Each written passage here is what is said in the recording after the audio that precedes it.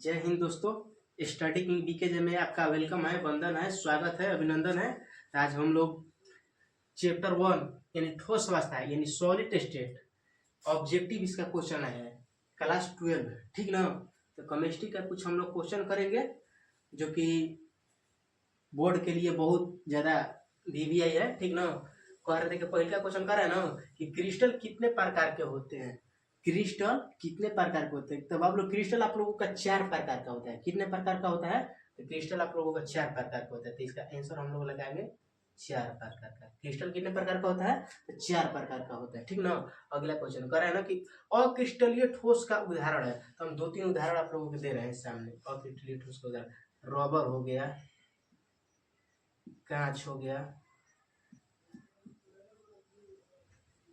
ठीक ना। और होता है, बहुत सारा होता है, बस दो दो ही समझिए। यही दोनों देता है केवल, रबर और कांच। जाके क्वेश्चन में खोल के आप लोग देख लीजिएगा, ठीक ना, कि अक्रिस्टलीय ठोस का उदाहरण है रबर हो गया, कांच हो गया, ठीक ना। अगला क्वेश्चन समझिए, क्रिस्टल तंत्र की क्रिस्टल तंत्र की कुल संख्या कितनी है? क्रिस्टल तंत्र तंत्र और जालक में, ब्रेव जालक में बहुत अंतर है। यही लड़का बहुत बार गलती कर बैठता है, ठीक ना। इसलिए हम आप लोग को अच्छे ढंग से चाहते हैं। जब क्रिस्टल तंत्र की कुल संख्या पूछेगा तो 7 लगाना है। कितना लगाना है हम लोगों का? कितना है टोटल संख्या? तंत्र की संख्या कितना है? तो 7। जब ब्रेवे जालक पूछेगा, ब्रेवे जालकों की संख्या, तो हम लोग लगाएंगे इसका आंसर 14। इसका हम लोग आंसर कितना लगाएंगे? 14। कि किसी मतलब कि ब्रेवे जालक में कुल मतलब कि ब्रेवे जालकों की कुल संख्या कितनी होती है, ये किसी तत्व में कहेगा तो कितना होगा है हम लोग? तो 14, ठीक ना।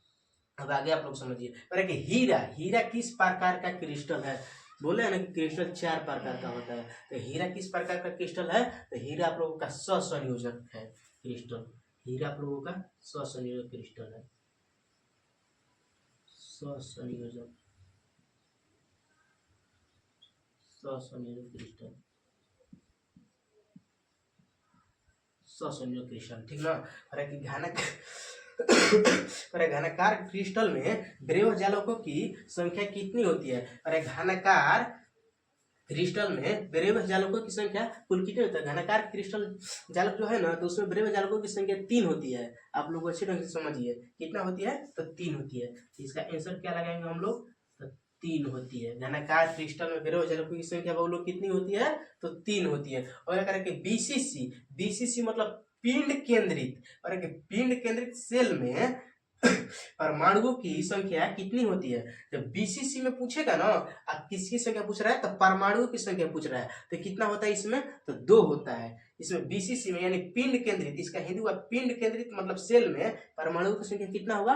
तो 2 होगा। इसका आंसर हम लोग कितना लगाएंगे? तो इसका आंसर हम लोग 2 लिखेंगे। अब इसे समझ के एक और क्वेश्चन है कि बीसीसी में यानी पिंड केंद्रित सेल में समन्वय संख्या यानी कोऑर्डिनेशन नंबर इसका कितना होता है? तो बीसीसी में समन्वय संख्या कितना होता है बाबू लोग? तो इसका आंसर हो जाएगा 8। इसमें 8 होता है, समन्वय संख्या 8 होता है, ठीक ना। तो ज्यादा नीचे हो गया।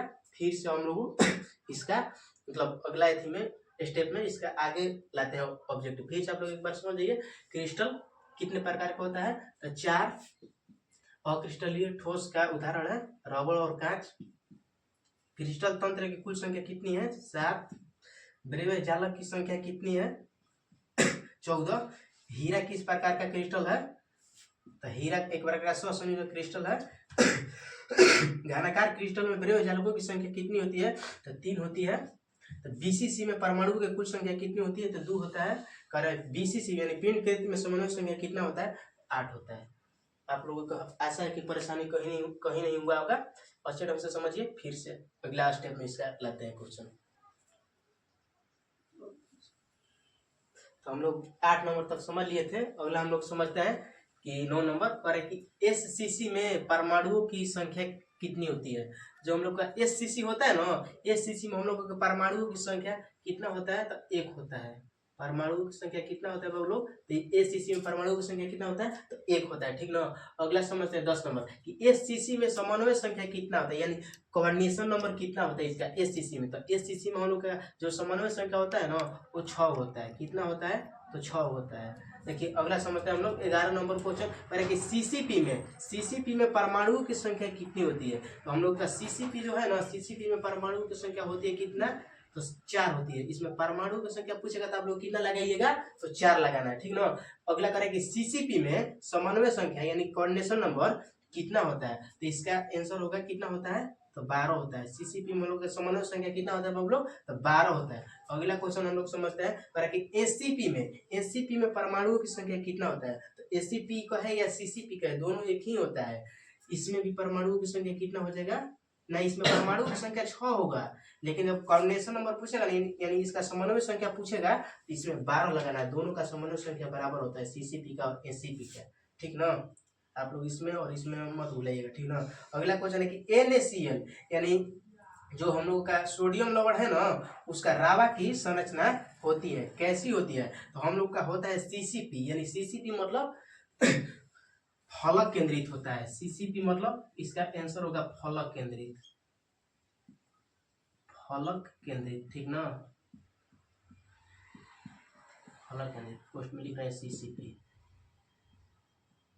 देखिए इसका आंसर कर रहा है किसी धातु का रावाकरण हेक्सागोनल, यानी हेक्सागोनल मतलब एससीपी है, हेक्सागोनल क्लोज पैकिंग है, तो उसका मतलब कि इस जो धातु है ना, इसका हम लोग का समन्वय संख्या बताना है, यानी कोऑर्डिनेशन नंबर बताना है, तो कितना होगा, तो आप लोग यहाँ देख लीजिए एससीपी मतलब इसका कितना हो रहा है, समन्वय संख्या था 12, तो इसका कह रहे हैं किसी धातु का रावाकरण हेक्सागोनल यानी एससीपी है, तो इसका जो समन्वय संख्या पूछ रहा था कितना आप लोगों को हो जाएगा, तो 12 हो जाएगा, ठीक ना।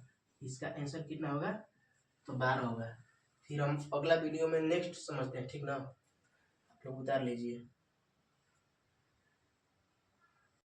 तो देखिए हम लोग 16 नंबर का क्वेश्चन समझ लिए थे, ठीक ना। अब इसके बाद हम लोग आगे समझेंगे 17 नंबर क्वेश्चन। देखिए 17 नंबर क्वेश्चन समझेंगे हम लोग।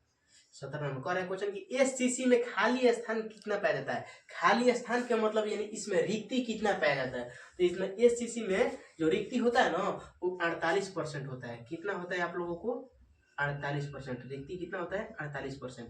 अगला क्वेश्चन कर रहा है 18 नंबर कर रहा है कि एससीसी में संकुलन क्षमता, यानी संकुलन क्षमता मतलब ये कितना पूर्ण रूप से भरा रहता है। संकुलन क्षमता मतलब भरा रहता है। तो एससीसी में संकुलन क्षमता जो होता है ना, 100 में से आप लोग 48 घटा दीजिएगा।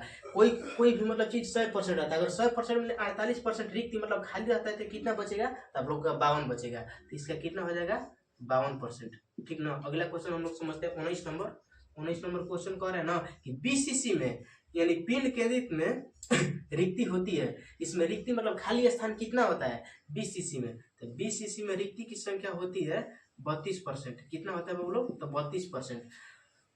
अब अगला 20 नंबर क्वेश्चन समझेंगे कि बीसीसी में संकुलन क्षमता यानी भरल, इसमें बीसीसी में मतलब पिंड केंद्रित होता है, इसमें संकुलन क्षमता होता है कितना, तो आप लोग 100% में अगर 32% घटा दीजिएगा तो कितना बचेगा, तो इसमें बीसीसी में हो जाएगा संकुलन क्षमता 68%। कितना, 68%। अगला हम लोग सुनते हैं सीसीपी में रिक्ति होती है, यानी सीसीपी में खाली स्थान कितना होता है, तो सीसीपी में खाली स्थान हम लोग का होता है 26%। कितना होता है, 26%। अब इसमें संकुलन क्षमता पूछ रहा है, तो इसमें संकुलन क्षमता आप लोग बता ही दीजिए कितना हो जाएगा, 100 में से 26 घटा दीजिए तो 74%। कितना होगा, 74%। और किस जोड़े में समन्वय संख्या समान होता है, यानी किस दो जो क्रिस्टल तंत्र है ना, कावना में समान हमने के मतलब समन्वय संख्या होखेला, तो ये होता है सीसीपी और एससीपी, ये दोनों में होता है। आप लोग को बताया है ना ऑब्जेक्टिव में, जो एससीपी होता है हेक्सागोनल और सीसीपी दोनों का कोऑर्डिनेशन नंबर बराबर होता है, 12 होता है, तो इसलिए इसका हम आंसर क्या लिखेंगे, एससीपी और सीसीपी, ठीक ना। अगला देखिए क्वेश्चन कर रहा है, कहता है किस क्रिस्टल तंत्र में बेरेव जालकों की संख्या सबसे अधिक होती है। ये क्वेश्चन बहुत मस्त है, ठीक ना आप लोग। किस क्रिस्टल तंत्र में बेरेव जालकों की संख्या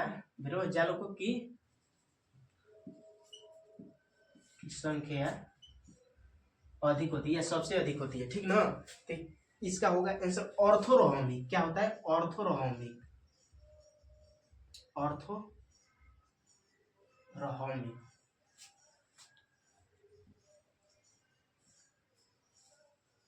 ऑर्थोरोहम्बिक होता है, ठीक ना। इससे अधिक आप लोगों का क्वेश्चन नहीं पूछेगा।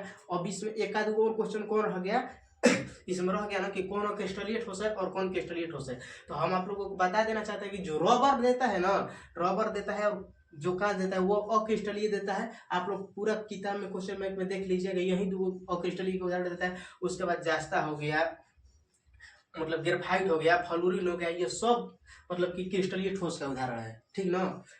आप लोगों का ऑप्शन देखिएगा, सब क्लियर हो जाएगा। तो हम पढ़ाए आप लोगों का जो ऑब्जेक्टिव कर रहे हैं वो कैसा लगा, आशा करते हैं कि आप लोगों को अच्छा लगा होगा। तो आप लोग इस वीडियो को अधिक से अधिक अपने दोस्तों के पास शेयर कीजिएगा और लाइक कीजिएगा।